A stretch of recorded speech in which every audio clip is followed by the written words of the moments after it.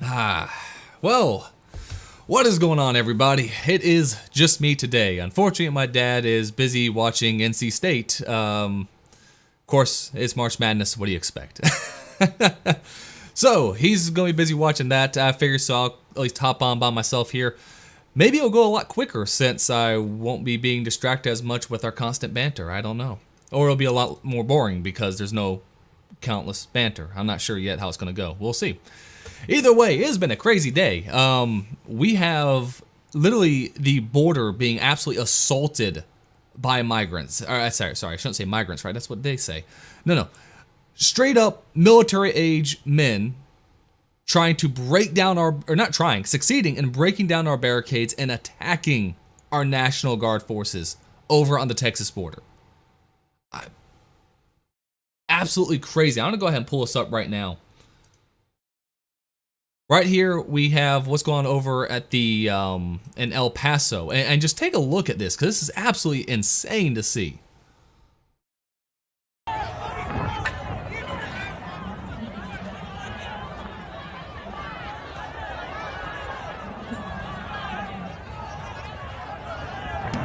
You can see them actually ripping away the barricades over here too and pulling them aside, and then next day you start trying to shove through the National Guard to get by. And of course, once one gets through,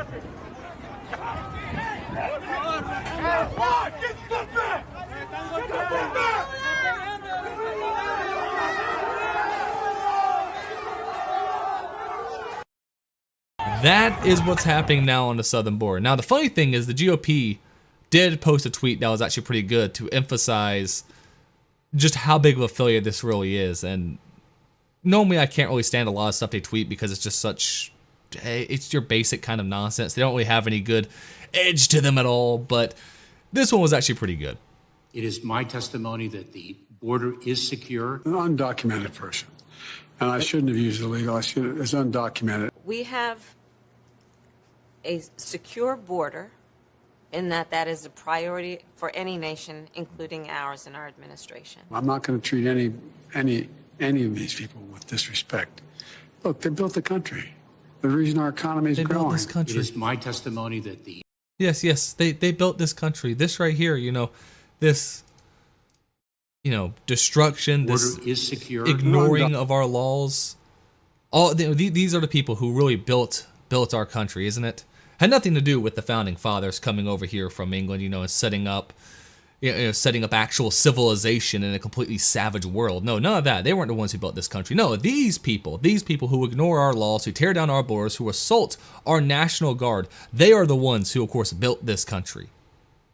Not the people who, if anyone has built this country, why not say the National Guard, right? The National Guard are the ones who really built this country, right? Not National Guard particularly, but those who are willing to serve this country, right? The military in general, those who actually stepped forward. Those are the people who did more to actually build this country. But no, it's the illegal immigrants. They're the ones who helped build this country, which, the Democrats are always looking to have a permanent underclass. So it's not too surprising that they would look at it this way, right? They're always trying to find new ways to have that permanent underclass. It used to be they got their permanent underclass through slavery, because obviously Democrats were pro-slavery. Then, of course, many of them were against civil rights bills being passed, earlier on. Don't forget, it was the Republicans who had the first governor, first black senator, first congressman, first Supreme Court justice. Typically, throughout history, Democrats have always been trying to find a way to have some kind of permanent underclass. And when they realized there wasn't going to be blacks anymore, they decided it was going to go with the illegals, right? The illegals are now their new underclass, which is also why Black America, they're going to replace you too. Right? This whole idea that the Great Replacement theory is some white supremacist nonsense. No, listen. The Great Replacement theory is taking people like this, people who ignore our laws, who don't care about our traditions, and bring them into the country to supplant the people who are currently living here, regardless of race. All right? You see it's happening in Chicago right now, right? Where in Chicago, they're actually throwing people or telling kids they can't go to their gymnasiums at their schools anymore because they're using it to house illegal immigrants. These are happening in black communities the same way it's happening in white communities. The liberals, when they say or not when they say it directly, I guess, but when they try to push for things that go along with this great replacement, it's not a great replacement of just white people. It's not. It's a replacement of all Americans, of anyone who might have some semblance of true American values. What they're looking for is for people like this who will cause chaos, because out of chaos breeds anew, right? Out of chaos, you can bring about a new form of government, which is what they want. These people are, in fact, tyrants. They've always been tyrants. Ever since, look at who they always point to as their favorites, right? FDR, who arrested you for growing bread. FDR, who threw people into internment camps who were American citizens. FDR, who had some of the worst, just overall civil rights violations of any president ever in American history when you actually get down to it. They look at the people who strong arm everyone else to force their position upon everyone else. That's the people who they look to with this great reverence. So it's no wonder, of course, they're going to sit there and cause all this chaos so that they can bring about someone there. Obviously, Biden's not going to be that guy. Biden is not going to be the guy who's going to be that strong force who will come in trying to fix the country. No, it's not going to be Biden at all. He's a scapegoat. They're using him to create the chaos, and then later, after things get bad enough, someone else can move in and actually take on that role. Now, the funny thing is going to be is that they have to be somewhat careful with that, because even though the left is full of communists who can use chaos to bring about communism, out of chaos can also come fascism as well. And it's something that we always have to be looking out for. You look at stuff like what's happening over in El Salvador, right? Where things got so bad, they did have to oppress a lot of people to get things straight. Now, obviously, right now, it's looking not so bad, right? You know, they went after a lot of the gang members. They didn't really give them due process rights. That's kind of, but the sad reality is if things get so chaotic that we no longer have a proper system to go through, that's what's going to have to be done. And we don't want to get to that point, right? We don't want to get to that point, because once you give someone that much power, if they want to, it can get really bad really quickly. And we want to, of course, avoid that. But they don't care. They want to bring in more and more people, of course, to destabilize the country as much as possible. That way they can hopefully get their way. They don't care about who's actually coming through the border, as shown by an actual NBC report a while back. I'm going to pull that up here. The number of people on the terrorist watch list stopped at the U.S. border has risen. 160 illegal immigrants who have identities that match the list have been stopped trying to cross the United States and Mexico border, compared to 100 in 2022. Now, frankly, 100 is too many. 160 is a massive increase. But none of this takes into account how many have not been found.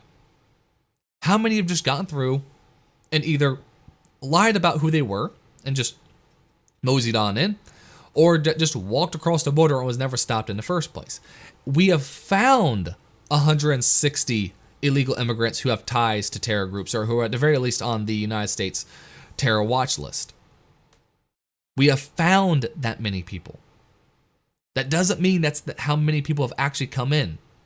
And with how easy it is to lie about who you are, Lord only knows how many have actually made it. And it's funny, I know some of the stories they point to here where they kind of just like admit to the fact of, oh yeah, you know, I'm coming over from the Middle East and I have ties with this terrorist group. Like they just, for some reason, they just admitted it. So, I mean, we're finding the dumb ones, to be real here. We're just really finding the dumb ones. But we have people coming to this country who are on the terrorist watch list. That is scary. 160 in 2023 alone. 100 in 2022. How many do we not know about?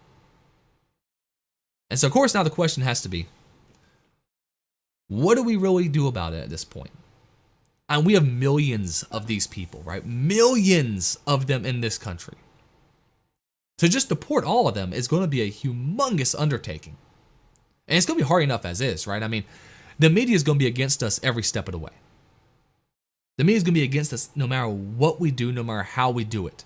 We could try to be the most humane people possible. We could be like Mother Teresa over there, just trying to gently escort them out of the country, and they will still paint us out to be like we're, like we're World War II Germany, right? They would have no problem doing that. Now, think about it this way. They said George Bush was Hitler. George Bush. Then they say, of course, Donald Trump is as well. Then they said Ron DeSantis is as well. They have no problem pulling that card if they want to. So when we start actually, hopefully, rounding up all the illegal immigrants to start pushing them out of the country, what are they going to say then? They're going to have tons of ammunition, guys, all right? They're going to have tons of videos of people clawing at the bit to try to stay in the country and us dragging them out and sending them away. It's not going to look pretty. But the worst part is the more we let in and the more we allow to just ignore our laws in such a way, the worse and worse and worse it's going to get. And the longer they stay here, the worse it's going to get. Because we also have this idiotic notion that if you're born here, then you also become a citizen, which is ridiculous in itself, and it's a complete, just absolutely terrible interpretation of the United States Constitution. Makes absolutely no sense. Jurisdiction thereof, that's the key word in that part of the bill or amendment. It is going to be really, really messy if we try to pull these people out of the country and send them back to their home countries. And think about it this way. What if their home countries don't want them back in? What if they just say, no, we're not taking them back? What do we do then? There's a lot of problems coming about. And the more we allow coming to the country, the worse it's going to get. And the Democrats know this, right? Democrats know this. And so when Texas was trying to send illegal immigrants back over to Mexico, Mexico said, well, we're not going to deal with you because your government said not to. You know, we're supposed to only work with the federal government and that's it. The Democrats are trying to find every way they can to make it as difficult as possible to remove these people from our country. No matter how many people they murder, no matter how many people they rape, no matter how many jobs they take, no matter how many houses they take, it doesn't matter. Because they need their underclass. And they're trying to do whatever they can to make it as hard as possible, which is definitely been shown now through an Illinois judge. I'll pull this up right here.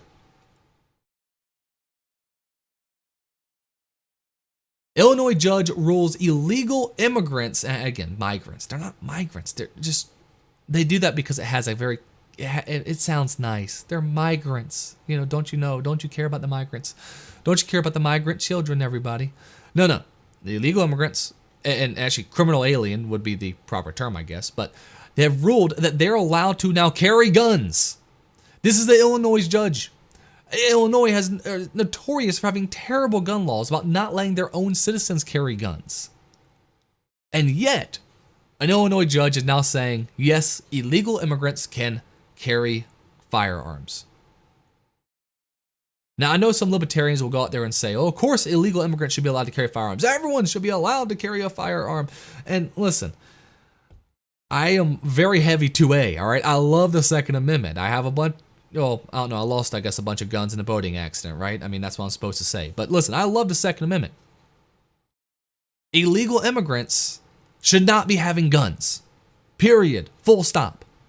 All right, if this is what libertarians are going to be saying, I'm going to be splitting further and further and further away from them, because I've seen a lot of them coming out of the woodwork saying that no, regardless of if you're an American citizen or not, you should be allowed to own a firearm. Only American citizens should be allowed to own firearms. And for one particular reason, especially when it comes to illegal immigrants. What happens when we try to deport them and all of them are armed? Let's be real here. One of the main arguments, of course, why the government can never truly ever get around to banning something like the AR-15 is because there's millions of them across the country. Millions of citizens have AR-15s. If even 1% of them decide to just say, F you, I'm not letting go of this, that's going to be a massive problem for them. If just 1% of people who have AR-15s say, I am not giving mine up, you can take them out of my cold dead hands, that is going to cause some major issues. So then what happens when you have millions of illegal immigrants, all of them pretty much armed, and you try to send them back to their home country where they belong? It's gonna, Democrats hate that language of bloodbath all of a sudden, but that's gonna be a real bloodbath. That is gonna be scary. That's gonna be terrifying. We can't allow illegal immigrants to be having firearms, yet Illinois, of all places, a judge is ruling, of course, they can. Illinois. Absolutely insane But again, it's not too surprising with how everything's been going. And it's expect to see more of it. You know, that's kind of another big issue we're going to have, is that we're going to see more and more of this as they get more and more desperate. As the left becomes more and more desperate to just cling on to power wherever they can, they are going to get more and more radical. 100%. Right?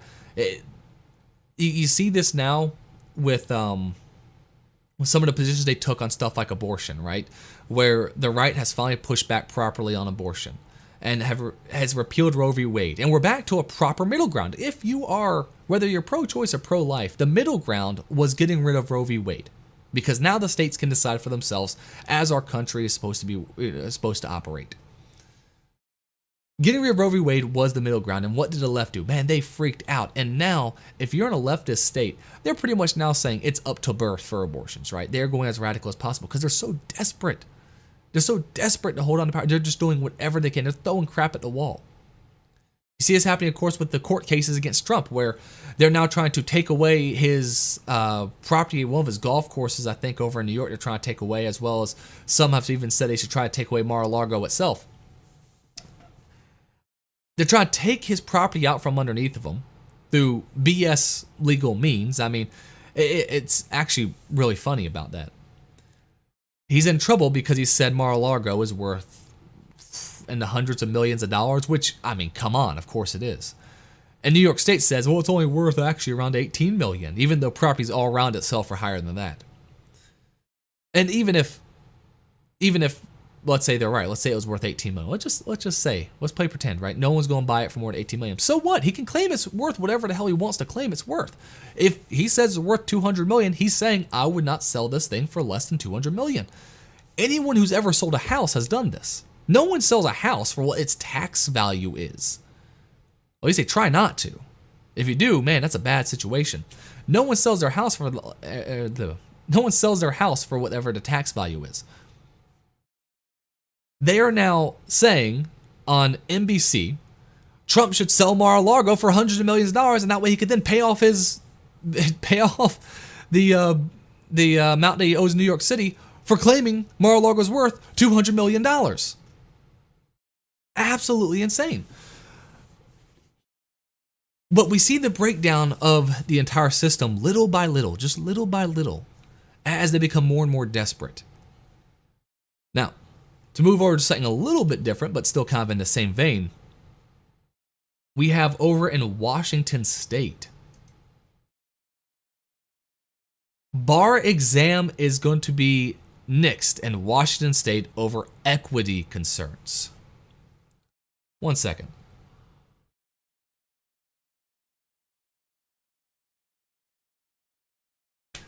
Equity.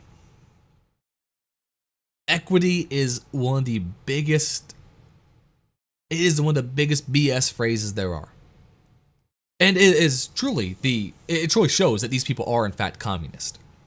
Equity means equal outcomes, not equal opportunity, but equal outcomes. Except for the fact of, guess what? If I'm going and playing a basketball game against LeBron James, we're not going to have a damn equal outcome. You know why? Because we're not equal at everything.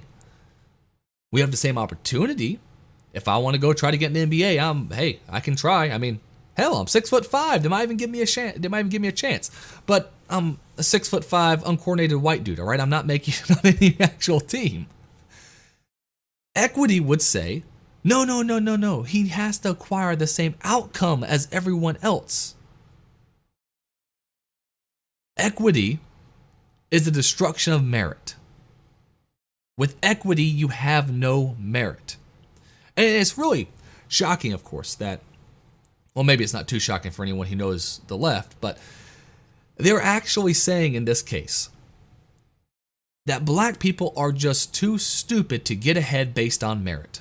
That's what the left believes. The left truly believes that black people are inferior to white people. That is what the left believes. And it's grossly offensive. I mean, for God's sake, I think I have, well, maybe it's downstairs. I'm about to pull a book, Thomas Sowell book, right? I mean, Thomas Sowell, I would say, is definitely far smarter than me or anyone I know. He's a black man. Ben Carson, obviously, brilliant guy. There's multiple people you can point to who are black who are way, way, way more intelligent than anyone I know. And there's many people I know just in my personal life who I'd say is way more intelligent than me, who are of all different races. I do not think your race determines almost anything. I think it determines how long you can probably stay out in the sun. That's probably about it, to be perfectly honest. Yet these people think otherwise. The left think otherwise. The left feel that black people are too dumb to be able to get a license. The left think that black people are too dumb to actually get ahead based on merit. The left thinks that black people are too dumb to get in college in the same way that whites or Asians can get in. That is what the left believes. So we look right here. The bar exam will no longer be required for people who practice law in Washington state. The state Supreme Court ruled last week, prompted by equity concerns. In a pair of orders Friday, the Washington Supreme Court approved alternative pathways to lawyer license, the court said in a press release. The decision follows recommendations by the state's bar licensing task force, which was formed in 2020 to examine the issue. The task force recommended getting rid of the mandatory bar exam in order to advance the cause of diversity, equity, and inclusion. It should be diversity, inclusion, and equity, because that would spell out what it really is. And again,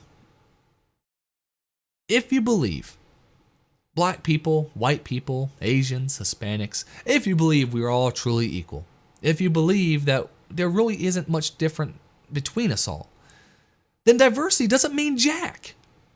Diversity of races doesn't mean anything if you actually believe that we are equal. The only way diversity could ever mean anything when it comes to how many people of a certain race are inside of a certain building, the only way it could possibly mean anything is if you believe there are certain inherent differences based on race and race alone. Otherwise, if you believe that we should be judging people based on the content of their character, diversity of race no longer matters. These people are some of the most racist people I have ever seen. Now, admittedly, I'm only 30, so maybe I just haven't seen enough, obviously.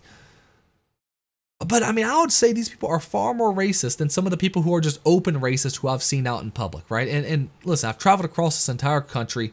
I have worked in Anchorage, Alaska, and I've been down working over in Florida. I've been all over this country. I've met people who are actual racist. And even they don't say things as offensive as what the left says about other races. All right? Even they'll sit there and go, well, I just don't think we should really be mixing too much. We have different cultures and different aspects, and we should all be separate. They'll still try to couch their terms in a more appropriate way. Still terrible. But these people just straight up and say it. That black people, or that they feel black people are dumber than any other race of people out there. Which is why, of course, they'll sit there and say they need the lowest scores on their SATs compared to Asian students, right, who need the highest score. The minute you do something like that, you are saying that you believe Asian people are just inherently more gifted when it comes to intelligence than any other race, and you believe that black people are inherently worse than any other race when it comes to intelligence. You are just openly being a racist, and they defend this crap. So diversity means absolutely nothing if you actually believe in the idea of merit. Because if you believe in meritocracy, it doesn't matter how many people of a certain race you have in your building. All you care about is who is the best person at the job. And at that point, you're actually looking at people based on the content of their character and not the color of their skin, which is how we should be looking at it. The task force found that the traditional bar exam disproportionately and unnecessarily blocks historically marginalized groups from entering the practice of law. How? That's the thing, right? These studies, they never actually say the how. They say, oh, we show that it disproportionately and unnecessarily blocks these people, but it never explains exactly how it does that. They'll just simply use phrases like, oh, well, because of generational oppression that has made it so they're not able to achieve the same grades as their white counterparts, or, oh, because of the public school systems, and they won't look at other people who are, of course, black who have passed the bar exam, no problem. They'll simply just say, oh, they're the outlier. They don't really matter. But yeah, so they don't exactly say how it's affecting marginalized groups, only that because there's less of that particular group in this profession, they must be marginalized. It can't be just less of them have tried. In addition to the racism and classism written into the test itself, the time and financial cost of the test reinforces historical inequities in our profession. Or maybe, okay, maybe you can make the argument. Maybe you can make the argument about the cost. I'll give you that. Maybe you can make the argument that, if you have to be required by law to get a certain license, maybe the state should provide the test for free because they're the ones who are imposing this limitation on you. So you know what? Maybe I can get over the financial. Sure. Okay, let's make all the tests free. How about that? We'll still keep the test, but we'll make it all free to take. Fair? There's some middle ground. Despite these issues, data indicates that the bar exam is at best minimally effective for ensuring a competent lawyer. That's probably somewhat true, to be honest. But at the same time, who is it that's going to be representing me if I go in front of a court? Like, would you, if you had to go in front of a court, would you rather have somebody pass the bar or someone who never took the bar exam at all? I know thanks to like TV shows and some movies that we have this idea that, of course, that the guy's going to come in there like, oh, I'm from the street. I've been reading just these books on my own at the public library, and I know more than this big professional lawyer who went to Harvard. We see that crap all the time on television, but let's be real. If you were in a situation, who would you rather have? The guy who's accredited when it comes to law, or the person who just says, hey, pick me, pick me, pick me? I mean, here's the thing. There is an argument from the libertarian side of this that obviously if you're a bad lawyer, no one's going to pick you. So what, right? Just let people practice law however they like. And if they do a good job, they'll get more clients. If they do a bad job, they'll get less clients. Done deal. And the more I'm thinking about it, I might actually be okay with that. See, this is how easy it is to actually change your opinion if you really want to, right? So here's the thing. The issue I have here for the most part is the fact of course, why? Why are they doing this? Well, they're doing it because they want more people of a certain race in there, which means they want less people of another race in that position. The other issue here is they aren't talking about doing away with the bar. No. They're talking about an alternative pathway. That's different. If the argument was, let's do away with the bar and people practice law and we'll see how it goes, right? If you do good, you get more clients. Do bad, you get less clients, right? Like we just said. But that's not what they're talking about. What they're talking about is giving an alternative pathway so people, if you're born the right shade, you will get a different line that you can take to be accredited, right? So here we actually see this. Students in law school must complete 12 qualifying skill credits and do 500 hours of work as a licensed legal intern. They must then submit a portfolio of this work to waive the bar exam. Now, in the past, we see this with colleges where they have like an alternative pathway when it comes to SAT scores. And you can put forward, a portfolio of kind of stuff you've done in your community and everything. And what do you know? If you start throwing in some stuff about how, you went out there and supported Black Lives Matter or you volunteered with Planned Parenthood, you're going to have a higher likelihood of getting in. That they'll allow people to use their race when it comes to some of these portfolios and some of these, resume sheets that basically they send in. And that's how they kind of get around it, right? So white people probably won't be able to utilize this at all. Black people probably will be able to utilize it, depending on just your portfolio, right? If you can find a way to just slide in there your race and how you're a minority and how you've been oppressed, they'll probably let you just not take the bar exam. So this isn't an even playing field here. No, what it is they're trying to create a different pathway so people that they feel are too unintelligent to pass the actual bar exam can. And they're making that decision based on the race of people. And that is the appalling thing of it.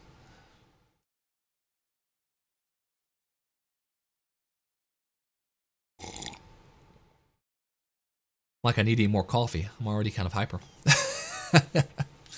So law clerks who are not attending law school must also complete 500 hours of work as a licensed legal intern, as well as meet certain benchmarks and complete standardized educational material.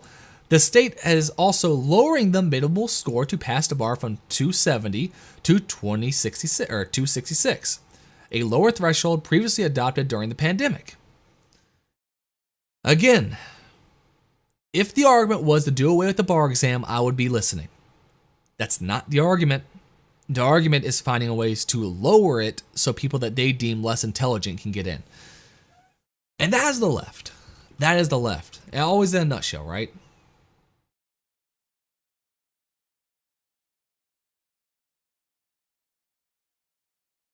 But I mean, we're getting to the age now of legal warfare. And the left is doing whatever they can to find ways to get their people in positions of power. Now, we saw this, of course, with New York, right? It makes no sense what they're doing in New York to Trump at all. There's no way to justify it. You can't justify the Eugene Carroll's case, of course, him being found liable for the sexual assault, but not guilty of committing sexual assault. Unlike what, like a 20-year-old case with no actual evidence ever presented? They're finding ways to, of course, weaponize everything they can when it comes to a legal system, so that way they can start just doing whatever they want. And you see that in so many different ways right now. We just talked about Texas and the border. One of the things that was also going on, an appeals court is now halting the enforcement of the Texas immigration law, saying that where Texas was saying they could actually, send and deport the illegal immigrants back to Mexico. And, some people are saying, oh, the Supreme Court just ruled that they could do it. No, the Supreme Court basically said, well, there's nothing wrong that we can find in the bill, but so we'll pass it back down to the lower courts to kind of figure out. So they passed it back down to the lower courts, and the Court of Appeals has halted the order altogether. Now, whether Greg Abbott listens to that, I mean, come on, let's face it. Texas is a sovereign country at this point, right? I mean, Texas is not giving a damn what the federal government has to say. Thank God for Texas. Because frankly, they're just upholding they're just kind of upholding the United States Constitution is all they're really doing, which is, in the Bill of Rights, it strictly says anything that's specifically listed for the federal government to do is then, of course, it is then put to the states to decide.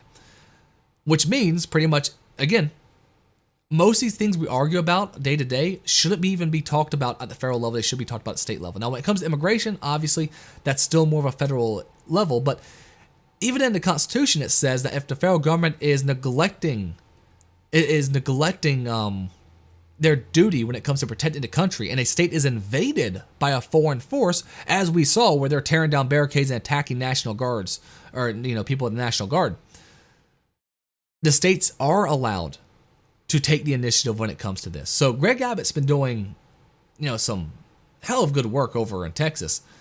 And the question is, of course, will he even care about this appeals court decision, or will he just keep on moving full throttle, which, of course, I hope he does. Now, the most offensive thing that I've seen, though, recently came out of the Supreme Court, where they're hearing the case about how the United States government was utilizing social media companies to censor opinions they didn't like. We know this is a fact at this point. The FBI admitted to this. The FBI even said that they continue to pay money to these companies to have access to what they're doing so that they can then also offer suggestions as to who they want banned and censored. The FBI admitted to this. Now, obviously, this is a gross violation of our First Amendment rights. But let's look at let's look at what the Supreme Court said during the oral arguments here, because this is... They were also getting their news. Actually, this is I was looking for one other one, actually. Give me 1 second.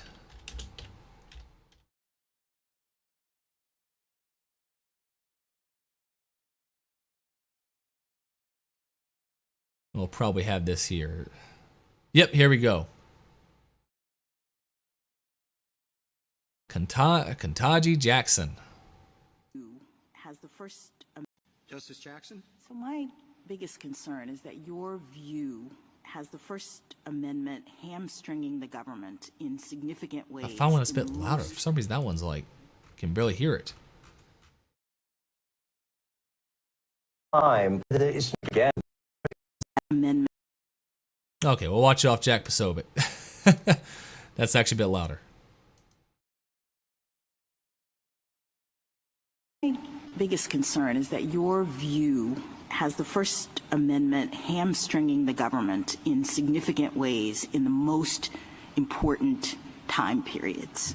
I mean, what would you have the government do? I've heard you say a couple times that the government can post its own speech, but in my hypothetical, kids, this is not safe, don't do it, is not going to get it done. And so I guess some might say that the government actually has a duty to take steps to protect the citizens of this country, and you seem to be suggesting that that duty cannot manifest itself in the government encouraging or even pressuring platforms to take down harmful information. So can you help me? Because I'm really worried about that, because you've got the First.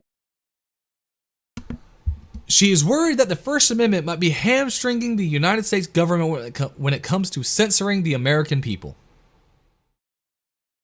I know the process for impeaching a Supreme Court justice is difficult, but my God, they need to get rid of her. I mean, that statement alone should be an impeachable offense. I mean, this is the same woman who, mind you, said she didn't know what a woman was. I mean, so I guess I shouldn't expect too much of her. I mean, it's clear she really is just a diversity hire at this point. I mean, I know it might sound offensive, but when you are a Supreme Court justice complaining about the First Amendment, limiting the government's ability to suppress information they don't like, that is possibly the worst take any Supreme Court justice has ever had.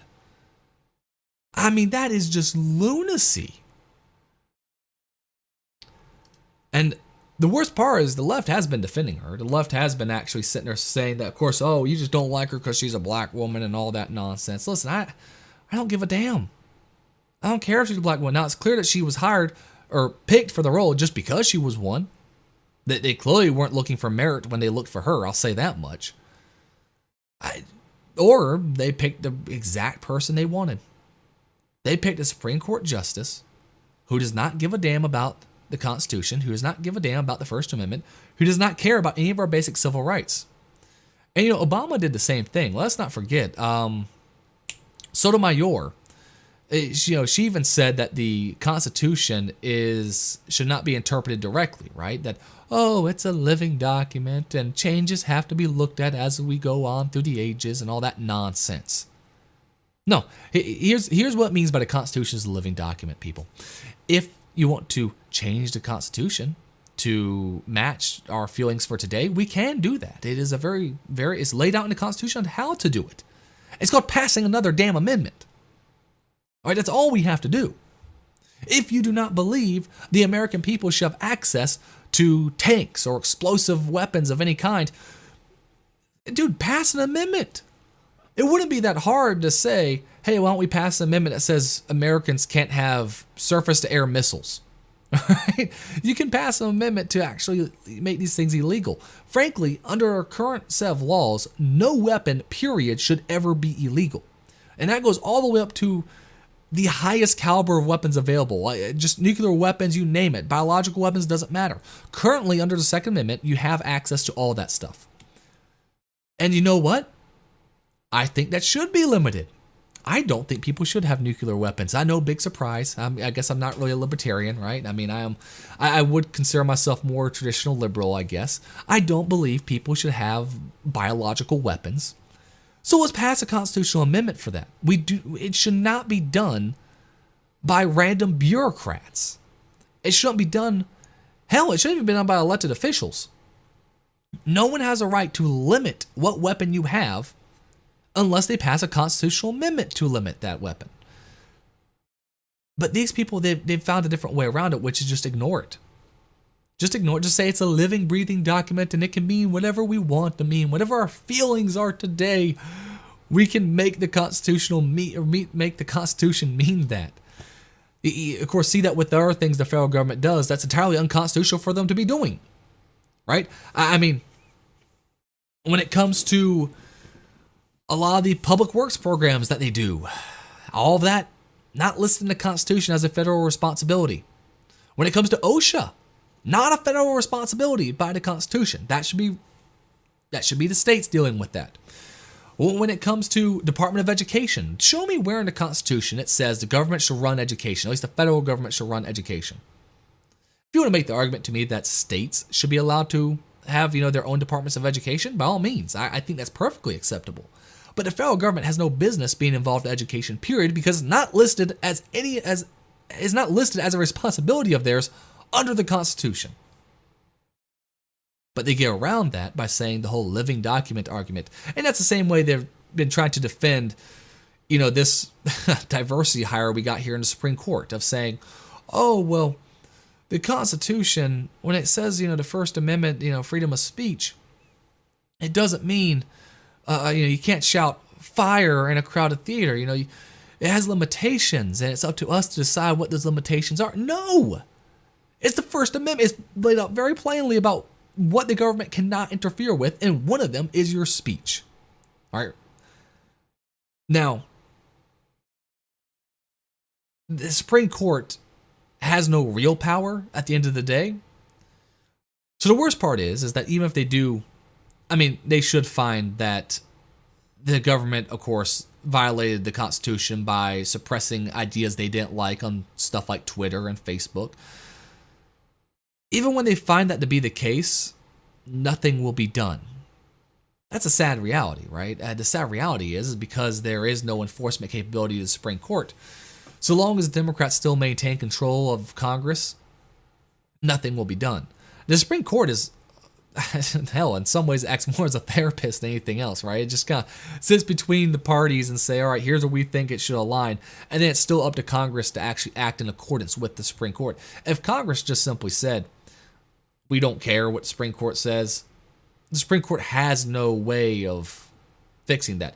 Which is why when people say that we have, three co-equal branches of government, we don't. There are not three equal branches of government whatsoever.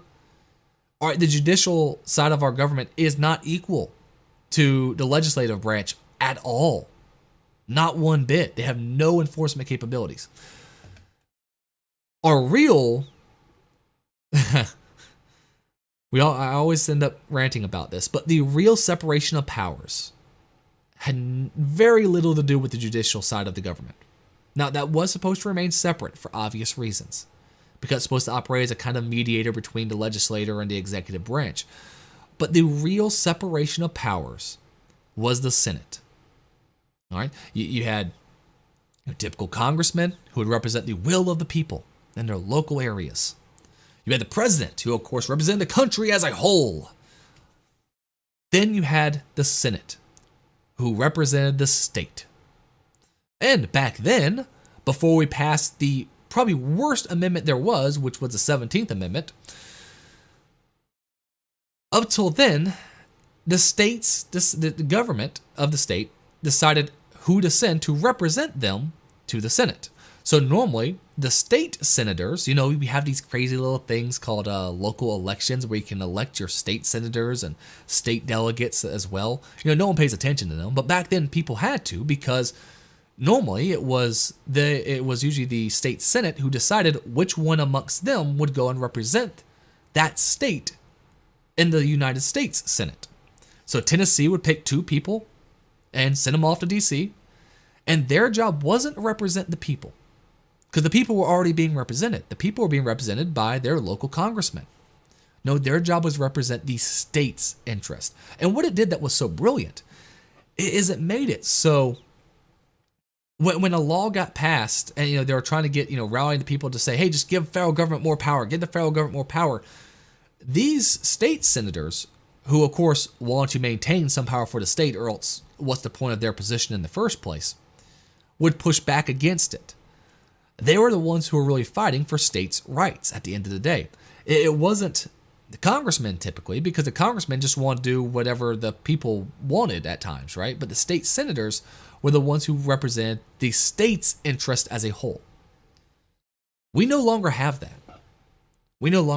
Now we have, for some reason, the Senate is now a popular vote, which makes absolutely no sense at all. We have congressmen who represent the same people who are already voting on their senators. And then, of course, we have the executive branch. And guess what? They're trying to do away with the Electoral College so that they can be elected through popular vote as well. The Democrats are trying to push for this pure democracy model when it comes to all things, because when you go to pure democracy, eventually it falls apart. And again, when it falls apart, you can then get the mob to agree to some crazy things, as you've seen, of course, in places like the Soviet Union and Mao's China, Cuba, Venezuela, you name it. Then once the mob starts maintaining power, it's really easy to then push them in whatever direction you want. Because despite what some people, when it comes to looking at history, might think, history is not decided by movements of people. They're decided by individuals who move said groups of people. There's that eternal debate when it comes to history. Who are the driving forces of history? Is it large groups of people, kind of with the collective sense of a certain idea that they push forward? Or is it one individual who controls most of that? I would easily argue it's one individual. Because once the mob is set and they start moving, how do they move? Well, they usually move to whatever the leader of that mob is directing. And those leaders are the ones who we normally learn about in history, right? And to a certain extent, most rulers of Rome ruled through mob power eventually, right? Eventually got to that point. You have in American society, which is a good example, FDR did kind of get a mob of people together to a point where the states just bent over and just accepted the fact that their rights were being stripped from them. Mobs are never a good thing, and they're always directed by, of course, the individuals who will eventually take power and oppress said mob. Like the people who, of course, brought about the communist revolution in Russia, the people who were at the forefront of actually getting that going, who were actually out there protesting, who were actually out there rioting, who was actually out there, putting the fear of God in the people who were actually trying to hold that country together the best they could. They were some of the first ones who went up against the wall, if you know what I mean. They were some of the first ones who went to the gulags. Didn't matter. It was the people who then took control of that mob, who then secured power for themselves and their comrades. What I'm getting at with all of this, I guess, because I always end up getting on a rant about, especially the 17th Amendment. When we have someone like Ketanji Brown Jackson, was it? Is it Ketanji? I don't know how to say her name. Justice Jackson, saying that the First Amendment is a bad thing and hamstrings government. It shouldn't come as a surprise to us whatsoever anymore. This is what the Democrats have been pushing for a long, long time. And if Joe Biden continues, if he wins again, the next person who tries to put on place at Supreme Court, or even just as a federal judge in general, will be people just like her. It will be people who have no problem taking away your rights, because these people don't care about you. They don't care about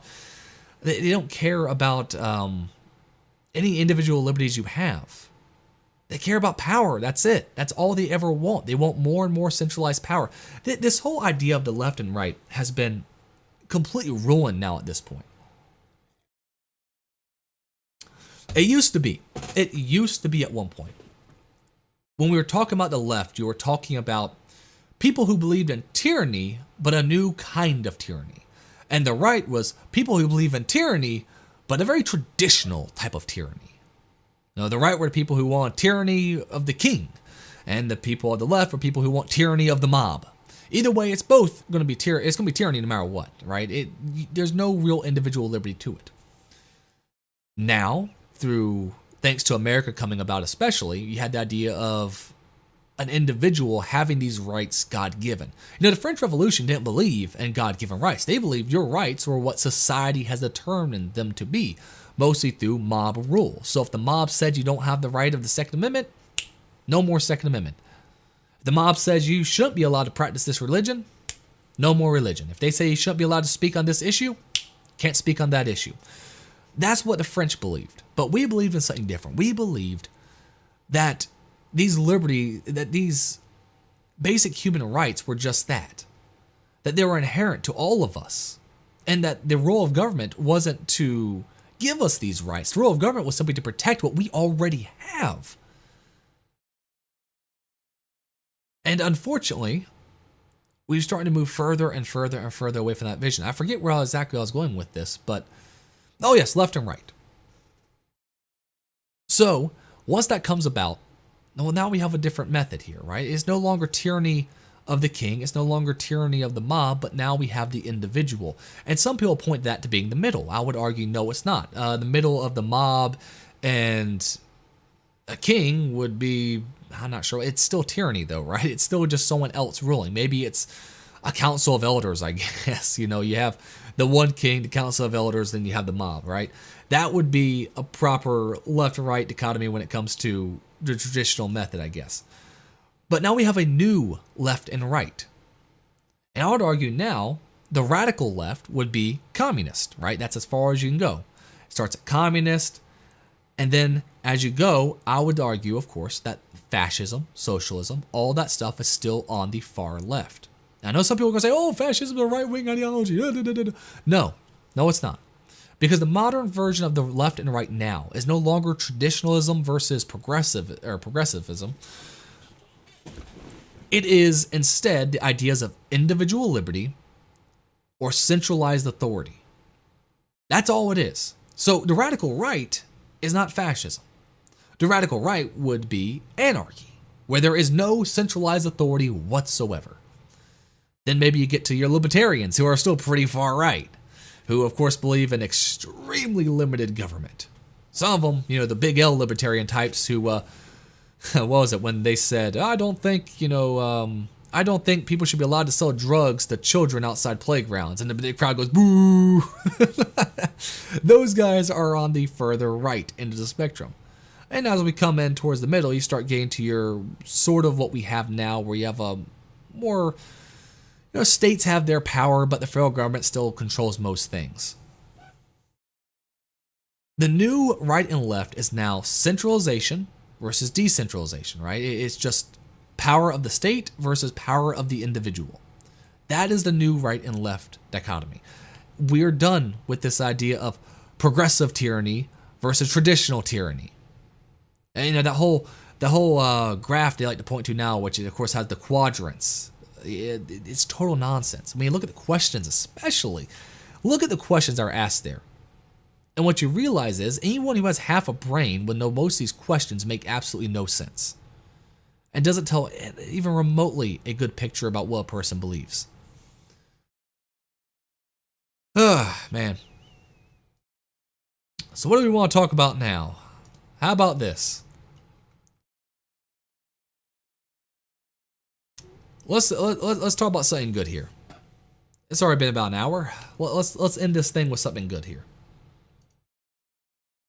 Planet Fitness. I'm sure some of you have already seen this. So basically, here's how the story goes. Woman in Alaska goes into a Planet Fitness. Decides to go do a workout.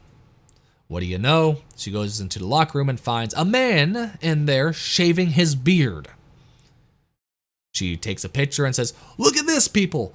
There's a man shaving his beard in the women's locker room. We need someone to do something about this. And Planet Fitness says, get out. You are no longer allowed to enter our place. To her, not to the guy shaving his beard in the women's locker room.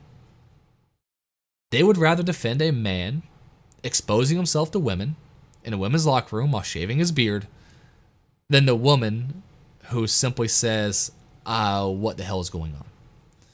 Because of this, there's been a boycott of Planet Fitness. Now, frankly, Planet Fitness should be boycotted anyway. Anyone who knows anything about fitness knows Planet Fitness is the furthest thing from it, right?